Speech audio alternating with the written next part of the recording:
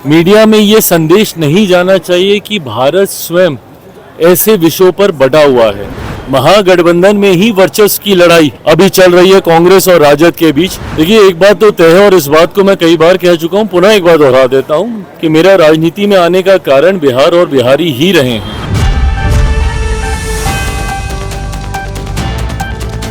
नमस्कार, मेरा नाम कृष्णा कुमार है। आपने देखना शुरू कर दिया है एकदम कड़क। चिराग पासवान ने विपक्षी दलों पर निशाना साधते हुए कहा है कि पहलगाम जो हमला हुआ था उस पर लेकर राजनीति न करे और ऐसा बयानबाजी न करे जिससे विदेश के जो मीडिया है वहां पर गलत छवि ना जाए कि भारत में ही दो गुट बटे हैं।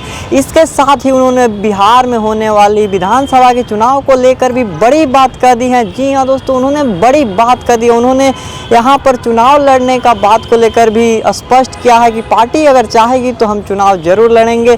और साथ ही महागठबंधन को लेकर उन्होंने एक बड़ी बात कही है। उन्होंने कहा है कि महागठबंधन चुनाव आते आते उन कांग्रेस और आरजेडी में ही हो जाएगी लड़ाई, क्योंकि दोनों में सीट बंटवारे को लेकर बहुत ही कंफ्यूजन हो रही है और दोनों अलग अलग बातें बोल रही है। आखिर इन सब को लेकर और मोदी जी को लेकर और सीट बंटवारे को लेकर जीतन मांझी को लेकर उन्होंने क्या कहा है, आइए देखते हैं। देखिए, गलत है जब देश के ऊपर इस तरीके का हमला हो। ऐसे में ज़रूरी है कि पूरा भारत उसके खिलाफ एकजुट दिखे और इसमें विपक्ष की भी एक बहुत अहम भूमिका है और मुझे लगता है अपनी जिम्मेदारी को विपक्ष को गंभीरता से लेना चाहिए। ऐसे में कतई कहीं विदेशी मीडिया में ये संदेश नहीं जाना चाहिए कि भारत स्वयं ऐसे विषयों पर बटा हुआ है। जब विपक्ष अपनी राजनीति करने के चक्कर में इस तरीके की बातें या बयानबाजी करता है, ये कतई उचित नहीं है। आज जिस तरीके से ये घटना घटी है, इसकी जितनी निंदा की जाए उतना कम है, पर ज़रूरी है ऐसे में पूरा देश एकजुट होकर आतंकवाद के खिलाफ मुंह तोड़ जवाब दे और इसके लिए हमारे प्रधानमंत्री आदरणीय नरेंद्र मोदी जी पूरी तरीके से सक्षम हैं। ज़रूरत है तो बस सबको एक साथ आकर इस हमले का जवाब देने की, पर अगर इस तरीके से बयानबाजी अगर विपक्ष के द्वारा होगी तो ये कहीं ना कहीं अंतर्राष्ट्रीय स्तर पर भारत की छवि को धूमिल करने का काम करता है। विपक्ष के जो सांसद हैं उन्होंने विशेष सत्र बुलाने को लेकर के जो है लेटर लिखा है। सर मनोज झा हो चाहे सीपीआई के सांसद हो, ये लोग विशेष सत्र राष्ट्र एकता के लिए और जो हमले हुए हैं उनको लेकर के बुलाना चाह रहे हैं, कैसे देखते हैं? बिल्कुल, इन्होंने अपनी मांग को रखा है उचित मंच पर। अपनी मांग को इन लोगों ने लिखित रूप में भी भेजने का काम किया है। अंतोगत्वा सरकार बैठकर इसके ऊपर फैसला करेगी। चिराग पासवान जी, बिहार में विधानसभा के चुनाव होने में एनडीए गठबंधन में सीट शेयरिंग को लेकर बात हो या फिर आपको लेकर विधानसभा चुनाव लड़ने की? देखिए, एक बात तो तय है और इस बात को मैं कई बार कह चुका हूं, पुनः एक बार दोहरा देता हूं कि मेरा राजनीति में आने का कारण बिहार और बिहारी ही रहे हैं और आज नहीं तो कल अंतोगत्वा मुझे बिहार की राजनीति में ही आना है। मैं लंबे समय तक अपने आप को केंद्र की राजनीति में मैं नहीं देखता हूं। बिहार फर्स्ट, बिहारी फर्स्ट की सोच के साथ मैं आगे बढ़ा हूं, तो आना मुझे वापस अपने राज्य ही है, बिहार ही है। पर ये कब होगा, ये फैसला पार्टी के द्वारा लिया जाएगा। जहां तक रही बात बिहार विधानसभा चुनाव को लेकर सीट शेयरिंग की, ये उतने ही एमिकेबली इस मामले को सुलझा लिया जाएगा जितना एमिकेबली हम लोगों ने लोकसभा में सीटों का बंटवारा कर लिया था। उस वक्त भी कई तरीके के प्रश्न उठे थे कि सीट शेयरिंग आसान नहीं होगी, तमाम दलों को समाहित नहीं किया जा पाएगा।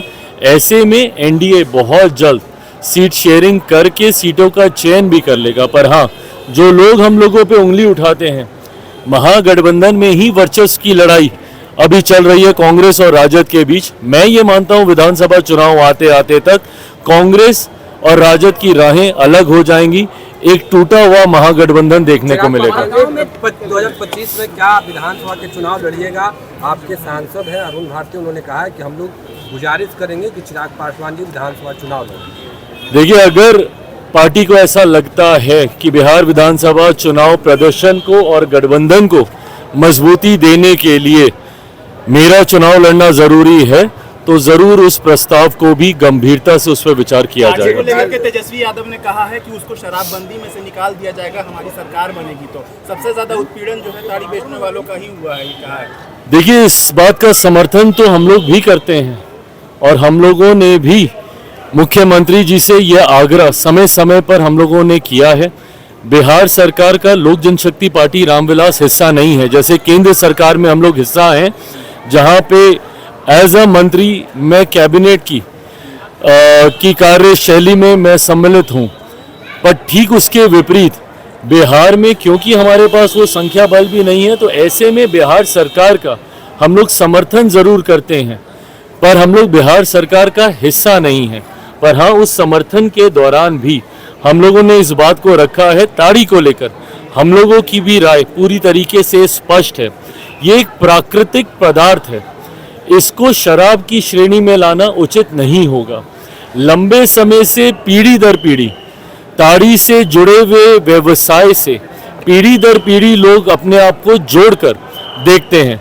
ऐसे में हम लोगों ने भी कई बार आग्रह किया है, मांग किया है कि इसको शराब की श्रेणी से निकालकर जो लोग इस व्यवसाय के साथ जुड़े हुए हैं उनको जुड़े रहना देना चाहिए, उनका व्यवसाय चलते रहना चाहिए। चिराग पासवान जी, जीतन राम मांझी गृह मंत्री अमित शाह से मुलाकात किए हैं। लोकसभा चुनाव के बाद नाराज चल रहे थे, कह रहे थे जो बात हुई थी उस पर एनडीए के लोग खड़े नहीं उतरे। क्या विधानसभा में उनको उचित? देखिए, गठबंधन के हर दल को के पास ये स्वतंत्रता है कि जाके अपने सुझाव, अपनी शिकायतों को उचित मंच पर रखे। यहाँ पे भारतीय जनता पार्टी एनडीए गठबंधन में सबसे बड़ी पार्टी है, सबसे बड़ा प्रमुख दल है, तो ऐसे में अलग अलग समय पर घटक जाके अपनी बातों को वहाँ पे रखने का काम करते हैं। मुझे नहीं पता कि लोकसभा के वक्त क्या वादे किए गए थे, नहीं किए गए थे, उनको पूरा किया गया, नहीं पूरा किया गया, बट अगर कहीं पर भी कोई ऐसी बात है तो मैं ये विश्वास रखता हूँ कि भारतीय जनता पार्टी अपने सहयोगियों को पूरा सम्मान देने के लिए जानी जाती है, उनकी मांगों को, उनके सुझावों को सुनने के लिए वो जानी जाती है। तो अगर कोई भी ऐसी बात होगी, तो मांझी जी की आज मुलाकात हुई है माननीय गृह मंत्री से, तो उन्होंने अपनी बातों को रखा होगा और उन्हें संतोषजनक जवाब मिला होगा। आतंकी हमले में सुरक्षा में चूक मानते हैं आप या आप नहीं? देखिए, ये पूरी तरीके से जांच का विषय है कि कहाँ पे क्या चूक हुई है। क्या कोई इंटेलिजेंस फेलियर है या कहीं पे कोई ऐसी जानकारी जो आपके पास थी उसके बावजूद उसको साझा नहीं किया गया है। जो भी है, ये जांच का विषय है।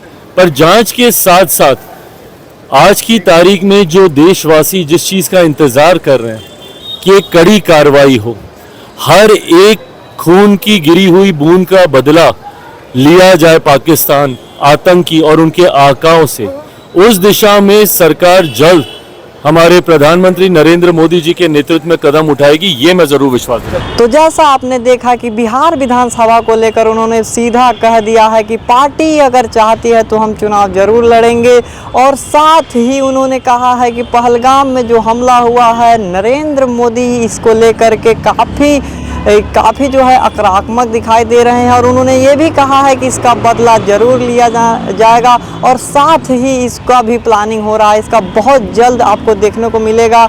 इसके बाद उन्होंने आरजेडी और कांग्रेस पर हमला बोलते हुए उन्होंने सीधा कह दिया है कि ये दोनों पार्टियां बिहार चुनाव आते आते दोनों में सीट शेयरिंग को लेकर गड़बड़ी हो सकती है।